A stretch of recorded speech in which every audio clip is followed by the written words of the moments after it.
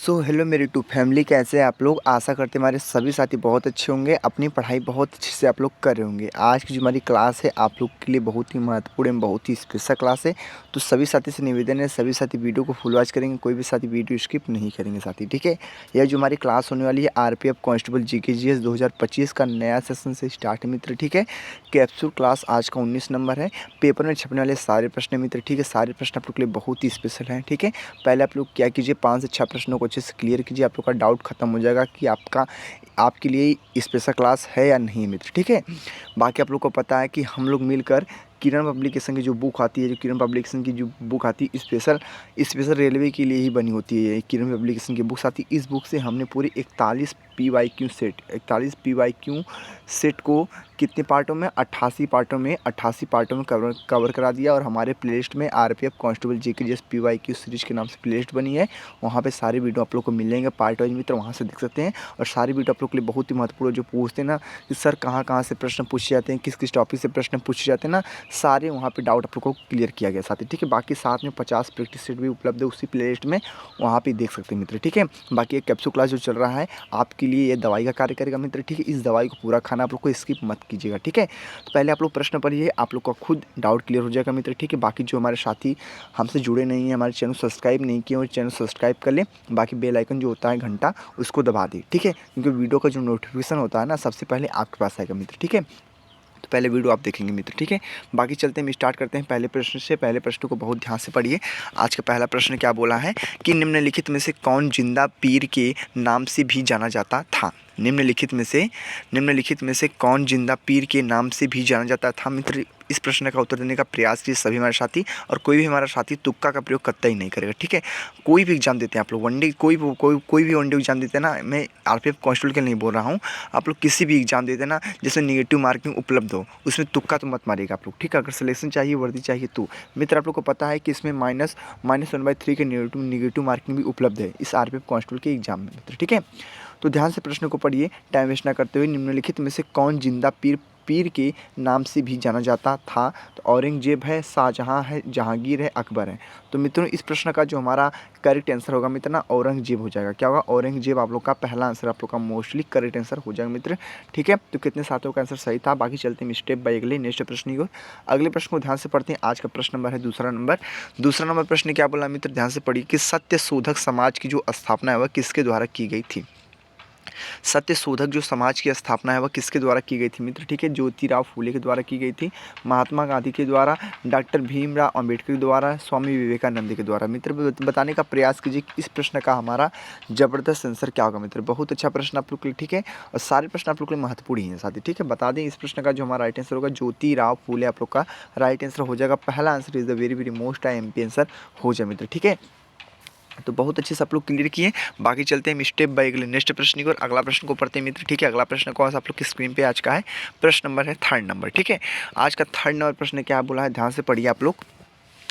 बोला है प्रश्न, निम्नलिखित में से किस तिथि पर दक्षिणी गोलार्ध में ग्रीष्मकाल अयनांत को देखा जाता है। तो मित्रों 21 दिसंबर को, 5 अगस्त को, 18 जुलाई को, 11 जनवरी को। तो मित्रों इस प्रश्न का आंसर देने का प्रयास कीजिए सभी हमारे साथी मित्र भाई लोग। इस प्रश्न का हमारा राइट आंसर क्या होगा मित्र, ठीक है। बहुत अच्छा प्रश्न आप लोग के लिए। तो बता दें निम्नलिखित में से किस तिथि पर दक्षिणी गोलार्ध में ग्रीष्मकाल अयनांत को देखा जाता है। तो आंसर नंबर आप लोग का हो जाएगा 21 दिसंबर आप लोग का राइट आंसर हो जाएगा, यानी ऑप्शन नंबर ए वाला करेक्ट आंसर हो जाएगा मित्र, ठीक है। तो बहुत अच्छे से आप लोग क्लियर किए। हमारा पहला answer is the very very most MP answer हो जाए मित्र, ठीक है। बाकी चलते हैं हम इसी प्रकार अगले नेक्स्ट प्रश्न को, ठीक है। तो अगले प्रश्न को मित्र पढ़ते हैं। आज का प्रश्न नंबर है फोर्थ नंबर प्रश्न क्या बोला है, ध्यान से पढ़िए। बोला है हिमोड मोरेन एक प्रकार का मृदा अपरदन है जो निम्नलिखित में से किस कारण से होती है मित्र, यही बताना आप लोग के लिए बहुत ही सिंपल है। और इसका एग्जैक्ट आंसर बताने का प्रयास कीजिए आप लोग कि हिमोड मोरेन एक प्रकार का मृदा अपरदन है जो निम्नलिखित में से किसके कारण होती है मित्र।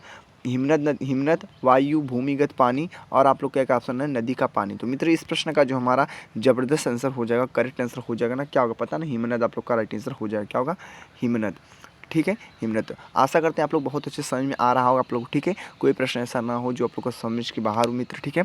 तो नॉर्मल प्रश्न आप लोग को पता भी है कि आरपीएफ कांस्टेबल में नॉर्मल ही प्रश्न पूछे जाते हैं, ज़्यादा हार्ड प्रश्न नहीं पूछे जाते मित्र, ठीक है। इतनी बातों को ध्यान रखना, ठीक है। मैं जो बताता ना उसको गंभीरता सुनिए आप लोग, ठीक है। आप लोग को बहुत अच्छा लगेगा मित्र, ठीक है। बाकी चलते हैं स्टेप बाय नेक्स्ट प्रश्न की। और आज का प्रश्न नंबर है फिफ्थ नंबर प्रश्न क्या मित्र बोला है, सरदार सरोवर जो बांध है वो निम्नलिखित में से किस नदी पर है। जो हमारा सरदार सरोवर बांध है वो निम्नलिखित में से किस नदी पर है मित्र, किस नदी पर है। पहला ऑप्शन आप लोग का नर्मदा है, दूसरा ऑप्शन आप लोग कृष्णा है, तीसरा ऑप्शन है गोदावरी, चौथा ऑप्शन आप लोग का महानदी। तो मित्रों बताने का प्रयास कीजिए कि सरदार सरोवर जो बांध है वो निम्नलिखित में से किस नदी पर है। तो किस नदी पर मित्र पता है आप लोग का क्या, नर्मदा नदी पर है। किस नदी पर, नर्मदा नदी आप लोग का मित्र राइट आंसर हो जाएगा। तो बहुत अच्छे से आप लोग क्लियर किए, हमने पहले आंसर को टिक मार दिया, ठीक है। तो हमने 5 प्रश्नों को बहुत अच्छे से क्लियर किया, कोई भी डाउट कोई भी परेशानी नहीं है आप लोग को। बाकी चलते हैं स्टेप बाय अगले नेक्स्ट प्रश्नों को देखते हैं मित्र, ठीक है। अगला प्रश्न क्या होने वाला है।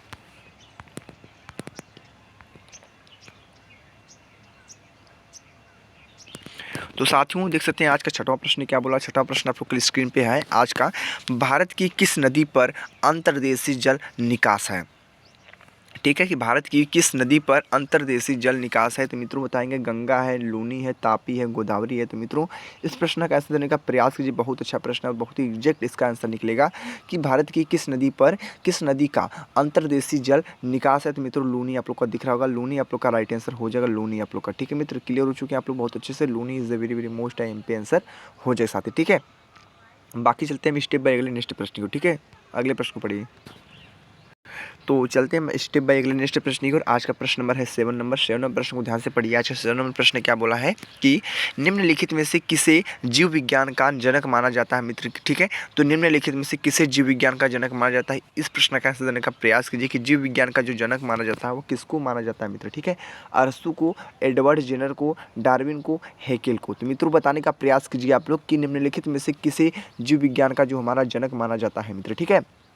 बहुत अच्छा प्रश्न आप लोग का राइट आंसर हो जाएगा एडवर्ड जेनर, आप लोग का राइट आंसर हो जाए मित्र, ठीक है। क्या होगा, एडवर्ड जेनर। तो नाम सुनोगे सभी साथी अच्छे से, ठीक है। कितने साथियों का आंसर सही था वो साथी हमारे कमेंट कीजिए मित्रों कि आप लोग का राइट आंसर कौन सा होगा, ठीक है। एडवर्ड जेनर आप लोग का राइट आंसर हो जाएगा। ऑप्शन नंबर क्या वाला, बी वाला आप लोग का राइट आंसर हो जाए मित्र, ठीक है। चलते हैं इसी प्रकार अगले नेक्स्ट प्रश्न की ओर। आज का प्रश्न नंबर है 8 नंबर मित्र, ठीक है। तो 8 नंबर प्रश्न को ध्यान से पढ़िए आप लोग कि 8 नंबर प्रश्न का राइट आंसर क्या हो सकता है मित्रों, ठीक है। तो प्रश्न आप लोग के लिए पहले प्रश्न को पढ़ते हैं, फिर इसके ऑप्शन को देखते हैं कि निम्नलिखित में से कौन मानव में रक्त का थक्का बनाने के लिए अनिवार्य है।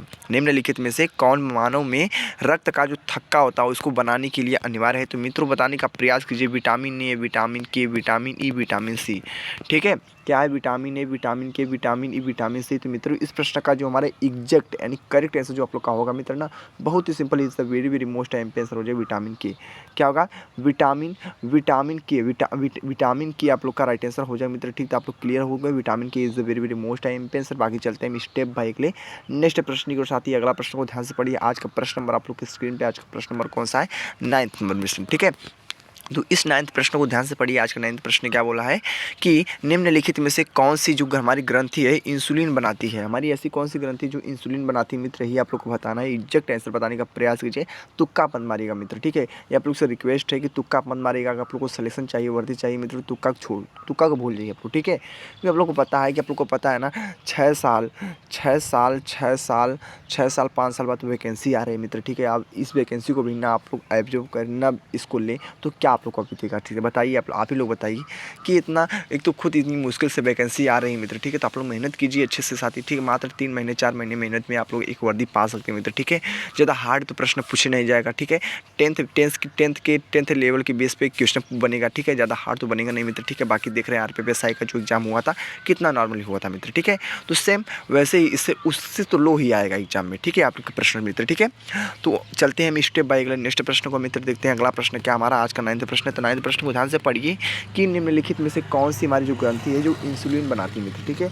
इंसुलिन बनाती है तो क्या तिल्ली है, अग्नाशय है, यकृत है और पीयूष ग्रंथि है। तो मित्रों बताने का प्रयास कीजिए कि इस 9th प्रश्न का राइट आंसर क्या होगा मित्र, ठीक है। बहुत अच्छा प्रश्न का राइट आंसर आप लोग का हो जाएगा क्या, अग्नाशय, क्या होगा, अग्नाशय मित्र हमारा राइट आंसर हो जाएगा। तो बहुत अच्छे से आप लोग क्लियर किया, अग्नाशय को मार देंगे टिक, आप लोग का राइट आंसर हो जाएगा बी आंसर। ठीक है, बाकी चलते हैं स्टेप बाय अगले नेक्स्ट प्रश्न की और आज का प्रश्न नंबर 10th नंबर है। 10th नंबर प्रश्न को ध्यान से पढ़िए कि आज का 10th नंबर प्रश्न क्या बोला मित्र। ठीक है, 10th नंबर प्रश्न बोला है कि मनुष्यों में रक्तचाप सामान्यतः कितना होता है। जो रक्तचाप होता है ना मनुष्यों में ना, वो कितना होता है, यही बताने का प्रयास करना आप लोगों को। क्या होता है मित्र।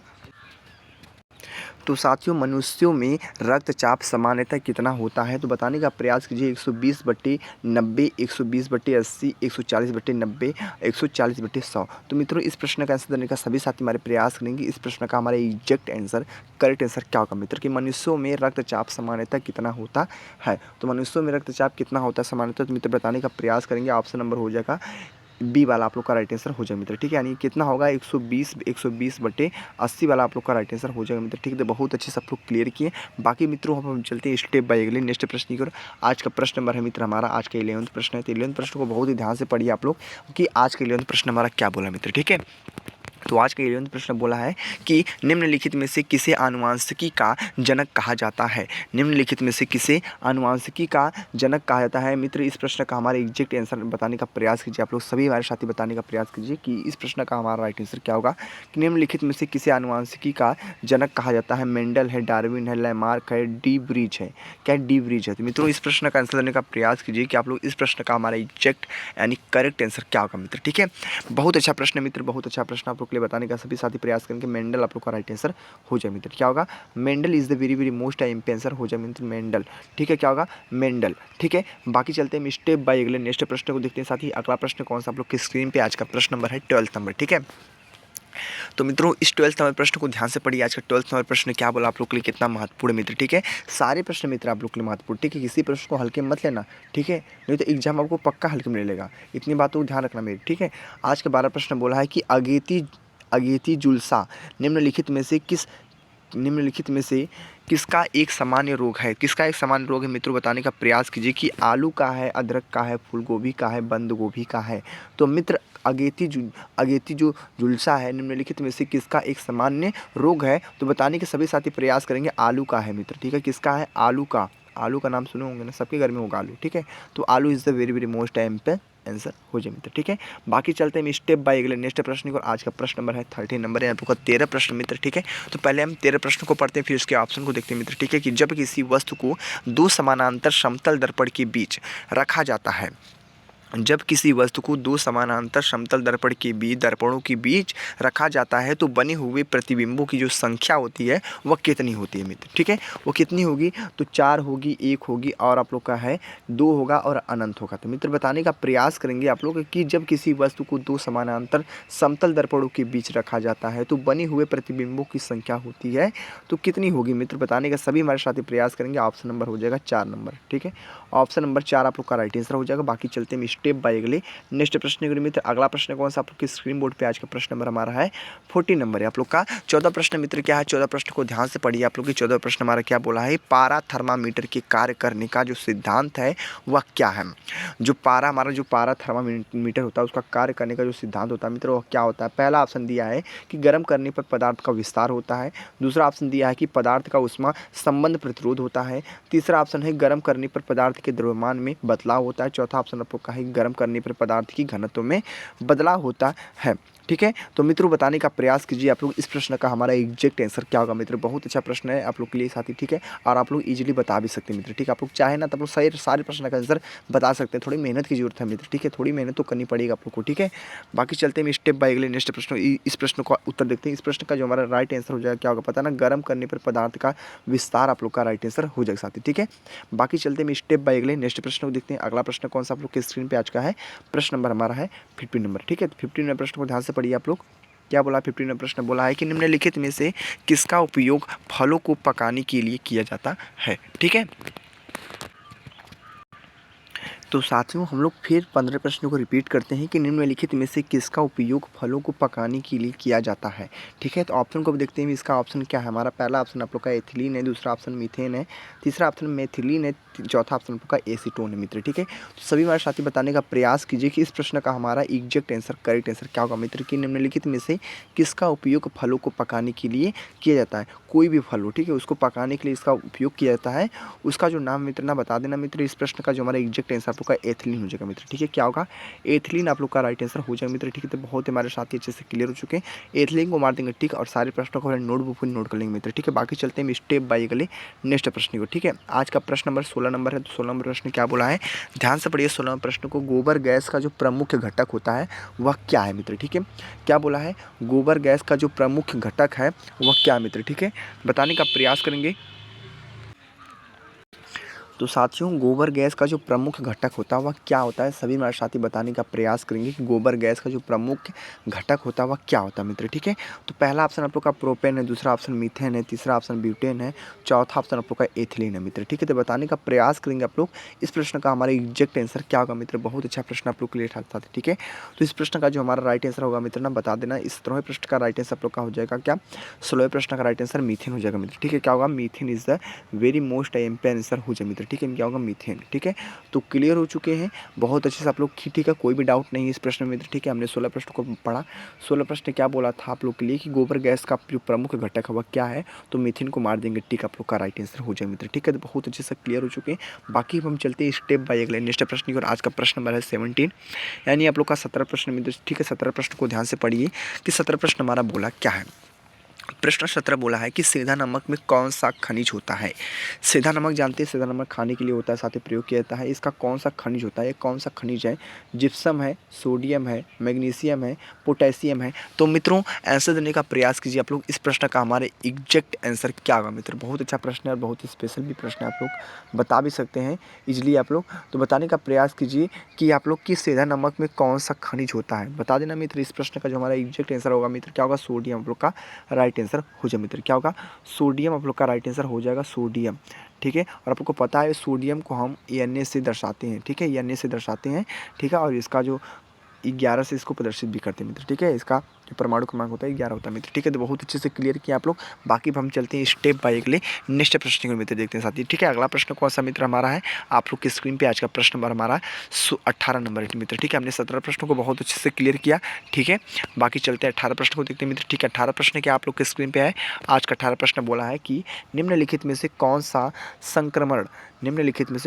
संक्रमण धातु नहीं है? तो मित्र बताने का प्रयास कीजिए आप लोग। इस प्रश्न का हमारा एग्जैक्ट आंसर क्या होगा कि 18 प्रश्न का राइट आंसर क्या होगा कि निम्नलिखित में से कौन सा संक्रमण है जो हमारा धातु नहीं है? ठीक है, तो बोरियम है, रेडियम है, और क्या है? ओस्मियम है, और क्या है? एक्टिनियम है। तो मित्र बताने का प्रयास करेंगे आप लोग निम्नलिखित में से कौन सा संक्रमण धातु नहीं है। इस प्रश्न का जो हमारा एग्जैक्ट आंसर होगा मित्र ना सोडियम और रेडियम आप लोग का राइट आंसर हो जाएगा मित्र। ठीक, क्या होगा?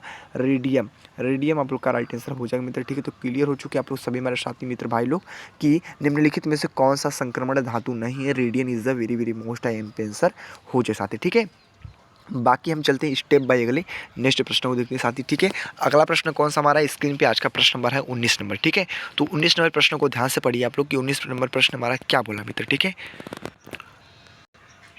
तो मित्रों 19 नंबर प्रश्न को पढ़िए। 19 नंबर प्रश्न क्या बोला है कि प्रोजेक्ट क्या बोला है हमारा 19 नंबर प्रश्न आप लोग के लिए कितना महत्वपूर्ण है कि प्रोजेक्ट टाइगर को किस वर्ष में आरंभ किया गया था? जो प्रोजेक्ट टाइगर होता है वो किस वर्ष में आरंभ किया गया था मित्र? बताने का प्रयास करेंगे सभी हमारे साथी कि प्रोजेक्ट टाइगर को किस वर्ष में आरंभ किया गया था। 1993 में, 1973 में, 1982 में, 1962 में। तो मित्र बताने का प्रयास करेंगे आप लोग। इस प्रश्न का हमारा एग्जैक्ट आंसर करेक्ट आंसर क्या होगा मित्र? बहुत अच्छा प्रश्न आप लोग के लिए, बहुत ही महत्वपूर्ण भी मित्र। ठीक है, तो बता दें मित्र इस प्रश्न का जो हमारा एग्जैक्ट आंसर का हो जाएगा 1973 वाला आप लोग का राइट आंसर हो जाए साथी। ठीक है, क्या होगा? 1973 वाला आप लोग का राइट आंसर हो जाएगा मित्र। ठीक है, यानी option number B is the very very most answer हो जाएगा। प्रोजेक्ट टाइगर को किस वर्ष में आरंभ किया गया था? 1973 ईस्वी में। ठीक है, बाकी मित्रों हम चलते हैं स्टेप बाय अगले नेक्स्ट प्रश्न की। और आज का प्रश्न नंबर है 20वां नंबर। तो 20वें प्रश्न को बहुत ही ध्यान से पढ़ने का प्रयास कीजिए कि आज का 20वां प्रश्न का राइट आंसर क्या होगा मित्र। ठीक है, कांचीपुरम स्थित है। कांचीपुरम स्थित कैलाशनाथ मंदिर इस वंश के शासनकाल के दौरान बनाया गया था। कांचीपुरम स्थित कैलाशनाथ मंदिर इस वंश के शासनकाल के दौरान बनाया गया था। तो मित्र बताने का प्रयास कीजिए आप लोग इस प्रश्न का हमारा एग्जैक्ट आंसर क्या होगा मित्र। ठीक है, बहुत अच्छा प्रश्न साथी। ठीक है, बहुत अच्छा प्रश्न, बहुत ही स्पेशल प्रश्न भी है कि पांड्य है, पल्लव है, चेरस है, चोल है। पांड्य, पल्लव, चेरस, चोल। मित्र इस प्रश्न का आंसर देने के सभी से हमारे साथी प्रयास करेंगे। कांचीपुरम स्थित कैलाशनाथ मंदिर इस वंश के शासनकाल के दौरान बनाया गया था। तो साथियों बता दी इस प्रश्न का राइट आंसर पल्लव हो जाएगा। क्या होगा?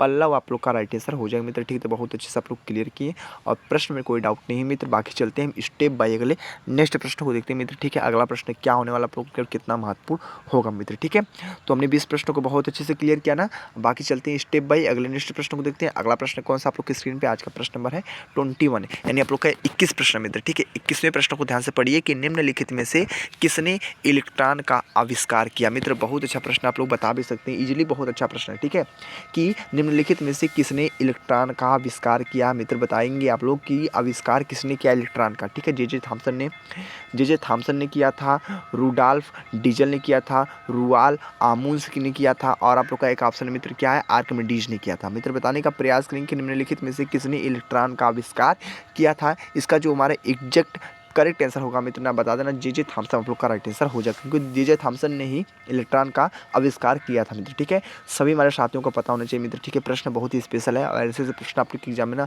बहुत ही ज़्यादा रिपीट भी होते हैं मित्र। ठीक है, क्या आप लोग बताएंगे?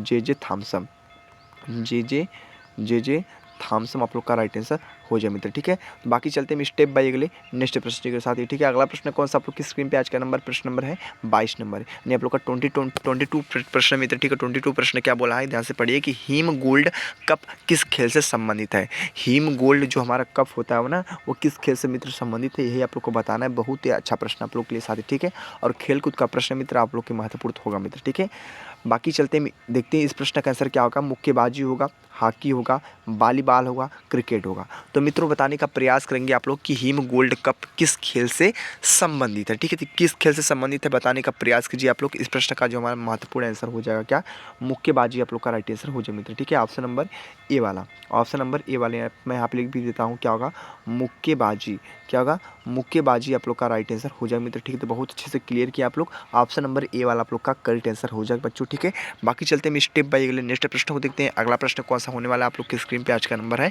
प्रश्न नंबर 23, आप लोग का 23 प्रश्न है मित्र। ठीक है, 23 प्रश्न को बहुत ही ध्यान से पढ़िए आप लोग कि 23 प्रश्न हमारा क्या होने वाला मित्र। ठीक है, बहुत अच्छा प्रश्न आप लोग के साथ। ठीक है, तो आज की जो हमारा 23 प्रश्न है पढ़िए कि निम्नलिखित में से कौन सा युग्म हमारा सही नहीं है। ठीक है, देख लीजिए, हाँ नहीं प्रश्न पूछा है। ठीक है, सही है नहीं, सही नहीं है पूछा। ठीक है, कि निम्नलिखित में से कौन सा हमारा जो युग्म है वो सही नहीं है। आप लोग के पास 4 युग्म दिए हैं, 4 युग्म दिए हैं, इस चारों युग्म से बताना आप लोग का कौन सा युग्म सही नहीं है मित्र। ठीक है, शिव कुमार शर्मा किससे है, बांसुरी से एक तात्पर्य रखते हैं। जो शिव कुमार शर्मा बांसुरी से हैं, और संयुक्त क्या है, संयुक्त पाणिग्रही ओडिसी नृत्य से है। और आप लोग का है सी वाला कि राजा रवि वर्मा वो चित्रकार से हैं, या उस्ताद विलायत खान वो सितार से हैं। तो मित्र यही बताना आप लोग को है कि आप लोग का जो युग्म दिया है इस युग्म से कौन सही नहीं है मित्र, बता देना। ऑप्शन नंबर आप लोग का हो जाएगा पहला ही आंसर आप लोग का राइट आंसर हो जाएगा शिव कुमार शर्मा, जो बांसुरी से संबंधित नहीं मित्र। ठीक है, तो क्लियर हो चुकी है आप लोग का, डाउट कन्फर्म हो चुका है मित्र। ठीक है, हमने 23 प्रश्नों को बहुत अच्छे से इजीली कवर किया। बाकी चलते हैं स्टेप बाय अगले नेक्स्ट प्रश्न पर। आज का प्रश्न नंबर है 24 नंबर प्रश्न मित्र। ठीक है, 24 नंबर प्रश्न को ध्यान से पढ़िए आप लोग कि 24 नंबर प्रश्न आप लोग का क्या बोला है। ठीक है, तो आज का 24 नंबर प्रश्न बोला है कि डीजल रेल इंजन कारखाना कहाँ स्थित है मित्र। ठीक है, डीजल रेल इंजन जो कारखाना हमारा है वह कहाँ स्थित है, ये आप लोग को बताने का प्रयास करना है कि इस प्रश्न का हमारा एग्जैक्ट आंसर क्या होगा मित्र। ठीक है, तो पहला ऑप्शन वाराणसी है मित्र। ठीक है, दूसरा ऑप्शन आप लोग का चितरंजन है, तीसरा ऑप्शन सिकंदराबाद है, चौथा ऑप्शन इरगुर मित्र। ठीक है, तो बताने का प्रयास कीजिए कि डीजल रेल इंजन कारखाना वो कहाँ स्थित है मित्र। ठीक है, कहाँ स्थित है तो बता देना, इसका जो हमारा एग्जैक्ट आंसर ही हो जाएगा वाराणसी हो जाएगा मित्र। ठीक है, कहाँ होगा, वाराणसी आप लोग का राइट आंसर हो जाएगा मित्र। ठीक है, तो आप लोग अच्छे से क्लियर किया, आप लोगों को कोई डाउट नहीं है मित्र। ठीक है, तो वाराणसी आप लोग का क्या होगा, हमारा राइट आंसर हो जाएगा, ऑप्शन नंबर ए वाला आप लोग का करेक्ट आंसर हो जाएगा मित्र। ठीक है, बाकी चलते हैं स्टेप बाय अगले नेक्स्ट प्रश्न की। और आज का हमारा अंतिम प्रश्न है, आज का अंतिम प्रश्न बोला हमारा आज का अंतिम प्रश्न 25वां है। और इस 25 प्रश्नों को करने के बाद आप लोग को कमेंट में बताना है पूरी 25 प्रश्न में से कितने प्रश्न आप लोग के सही हुए हैं और कितने प्लस आप लोग को गलत हुए मित्र, ठीक है। आप लोग का स्कोर कितना हुआ मित्र, ठीक है, क्योंकि प्रश्न आप लोग के लिए बहुत ही महत्वपूर्ण थे, ठीक है। ऐसे प्रश्न आप लोग को कहीं मिलने वाले नहीं है, प्रश्न मिलेंगे तो किरण पब्लिकेशन के बुक में मित्र, ठीक है, क्योंकि उसी बुक से मैं पढ़ाता हूँ जो आप लोग के लिए आरपीएफ कांस्टेबल के रेलवे के लिए बेस्ट बुक माना जाता है, किरण पब्लिकेशन की बुक मित्र, ठीक है। बाकी इस प्रश्न को ध्यान से पढ़िए आप लोग। इस प्रश्न का आंसर क्या होने वाला आज का 25वां प्रश्न है कि स्वतंत्र भारत में पहले आम चुनाव कब आयोजित किए गए थे। जो पहले आम जो चुनाव होता था वह कब आयोजित किए गए थे मित्र, यही आप लोग को बताना है, वही आप लोग का बताना है कि किस ईस्वी सन में, किस सन में हुआ था मित्र, ठीक है। तो पहला आंसर आप लोग का 1951 से 1952 में हुआ था, 1953 में, 1950 में, 1947 से 48 में हुआ था। तो मित्र बताने का प्रयास करेंगे सभी हमारे मित्र भाई लोग। इस प्रश्न का जो हमारा एग्जैक्ट आंसर आप लोग का 1951 से 52 हो जाएगा। क्या होगा, 1951 से 52 आप लोग का राइट आंसर हो जाए मित्र, ठीक है। तो बहुत अच्छे से आप लोग क्लियर किए और किसी प्रश्न में कोई भी डाउट नहीं होगा मित्र, ठीक है। तो हमने देख लिया पूरी 25 प्रश्नों को बहुत अच्छे से आराम से देख लिया मित्र, ठीक है। तो आप लोग को वीडियो कैसा लगा आप लोग कमेंट बताना। थोड़ा भी दिल पे वीडियो लगा होगा ना मित्र तो एक लाइक और कमेंट और सब्सक्राइब करके चैनल को चले जाना मित्र, ठीक है, ठीक है। तो बच्चों वीडियो कैसा लगी, बाकी आप लोग को मैंने आप लोग को बताया ही थी। आप लोग का एग्जाम जो होने वाला था 8 जनवरी से एग्जाम नहीं होगा मित्र, ठीक है। हर एक वीडियो में बताता हूँ आप लोग को लास्ट में कि एग्जाम आप लोग का मार्च में होगा, ठीक है। डायरेक्ट में बताता हूँ एग्जाम आप लोग का मार्च में होने वाला है। इतना आप लोग को डाउट्स कन्फर्म हो जाइए कि 1 मंथ आप लोग के पास अभी भी टाइम बचा हुआ है, ठीक है, तैयारी करने के लिए मित्र, ठीक है। तो जो आप लोग का पहले नोटिफिकेशन आया था 8 जनवरी की एग्जाम होने वाला था, 8 जनवरी की एग्जाम नहीं होगा क्योंकि रेलवे का जो भी एग्जाम होता है मित्र 1-2 हफ्ते पहले आप लोग का नोटिफिकेशन ऑफिशियल नोटिफिकेशन आउट हो जाता है कि एग्जाम कब होने वाला है, किस दिन होगा, एडमिट कार्ड कब आएगा मित्र, ठीक है। जो वगैरह वगैरह होता है आप लोग का सब कुछ पता चल जाएगा मित्र, ठीक है। तो बाकी आप लोग अच्छे से तैयारी करते रहिए, जब एग्जाम होगा मैं आप लोग को बता दूंगा मित्र, ठीक है। बाकी एक कैप्सूल क्लास को देखते रहिए। एक कैप्सूल क्लास आप लोग की दवाई का कार्य करेगा। इस दवाई को ना सुबह शाम एक गुनगुनी पानी के साथ लेना है क्योंकि ठंडी तो है ही आप लोग को पता है मित्र, ठीक है। तो एक कैप्सूल क्लास को खाना भी बहुत ही ज़्यादा जरूरी मित्र, ठीक है। बाकी मिलते हैं अगले नेक्स्ट वीडियो में। वीडियो को एंड करते हैं मित्र, ठीक है। जय हिंद, जय भारत, वंदे मातरम।